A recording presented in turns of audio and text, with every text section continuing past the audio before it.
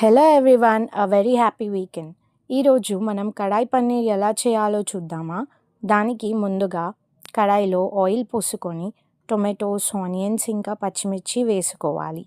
తర్వాత కొద్దిగా నీళ్లు పోసుకొని ఉడకనివ్వాలి. తర్వాత కాజు వేసుకొని ఒక 10-15 నిమిషాల పాటు టొమాటోస్, ఆనియన్స్ ఇంకా పచ్చిమిర్చిని బాగా ఉడకనివ్వాలి. ఇదంతా బాగా ఉడికాక చల్లారడానికి గిన్నెలో వేసి పక్కన పెట్టుకోవాలి. తర్వాత సేమ్ కడాయిలో కొద్దిగా ఆయిల్ పోసి హోల్ గరం మసాలా వేసుకోవాలి.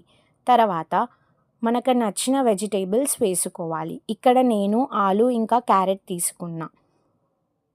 వెజిటేబుల్స్ ఫ్రై అయ్యే టైంలో మనం ముందుగా చల్లారడానికి పెట్టిన టొమాటో, ఆనియన్స్ని మెత్తగా గ్రైండ్ చేసి పక్కన పెట్టుకోవాలి.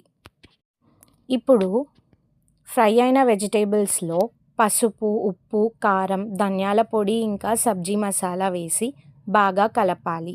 తర్వాత మనం గ్రైండ్ చేసి పెట్టుకున్న టొమాటో, ఆనియన్ పేస్ట్ని వెజిటేబుల్స్లో వేసి బాగా కలపాలి. తర్వాత సరిపడా నీళ్లు కూడా పొయ్యాలి. తర్వాత పచ్చి బఠానీలు వేసి బాగా కలుపుకోవాలి. గ్రేవీ అంతా బాగా కుక్ అయ్యే వరకు మధ్య మధ్యలో కలుపుతూ ఉండాలి, లేదా అడుగంటుతుంది. గ్రేవీ కొద్దిగా ఉడికాక పన్నీర్ని వేసి బాగా కలపాలి.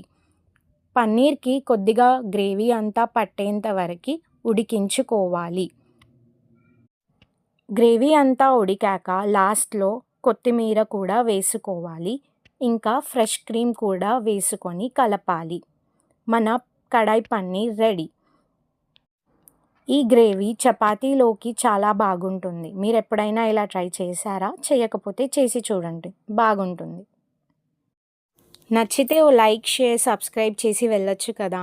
Thank you.